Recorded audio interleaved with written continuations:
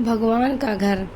एक दिन एक अमीर व्यापारी किसी काम से एक गांव में जा रहा था। बारिश का मौसम था, झमाझम बारिश हो रही थी और रास्ते में जगह जगह गड्ढों में पानी भरा हुआ था। अचानक रास्ते में गाड़ी खराब हो गई। व्यापारी के साथ कोई नहीं था। उसने गाड़ी सड़क किनारे खड़ी कर दी और किसी वाहन का इंतजार करने लगा, लेकिन घनघोर बारिश और तूफान की वजह से सड़क सुनसान था। शाम ढलने लगी तो व्यापारी को चिंता सताने लगी। अचानक उसने देखा एक गरीब व्यक्ति साइकिल से गुजर रहा है। सड़क किनारे अपनी गाड़ी में बैठे बैठे उसने साइकिल सवार को आवाज देकर रोका और पूछा कि कहीं कोई गाड़ी का मैकेनिक मिल सकता है क्या। सब साइकिल सवार ने बताया कि इतनी बारिश में दूर दूर तक उसे कोई मैकेनिक नहीं मिलेगा। यह सुनकर व्यापारी चिंतित हो उठा। तब साइकिल सवार ने बड़ी विनम्रता से कहा, भाई साहब, अगर आप चाहें तो पास ही बने भगवान के घर में आज रात विश्राम कर सकते हैं। वहाँ आपको रहने की सारी सुविधाएं मिलेंगी। व्यापारी राजी हो गया। उसने सोचा कि आज रात मंदिर में ठहरकर अगले दिन सुबह वो गाड़ी मरम्मत का कोई रास्ता देख लेगा। साइकिल सवार ने उसे अपनी साइकिल पर बिठाया और चल पड़ा। थोड़ी देर में दोनों एक छोटे से मकान के सामने पहुंच गए। साइकिल वाले ने दरवाजा खटखटाया तो एक स्त्री ने दरवाजा खोला। व्यापारी को संबोधित करते हुए साइकिल वाले ने कहा, यह मेरी पत्नी है। इस भगवान के घर में सिर्फ हम दोनों रहते हैं। हमारे बच्चे शहर में नौकरी करते हैं।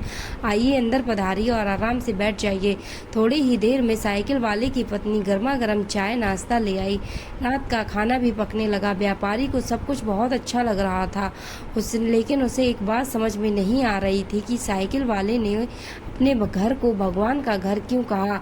यह कोई मंदिर तो है नहीं। आखिर उससे रहा नहीं गया तो उसने पूछ ही लिया कि वो क्यों अपने मकान को भगवान का घर कह रहा है। लोग तो अक्सर यही कहते हैं कि मेरे घर में भगवान विराजमान है, या मेरे घर में भगवान के लिए पूजा घर बनवाया है, या मेरे घर में भगवान आए हैं।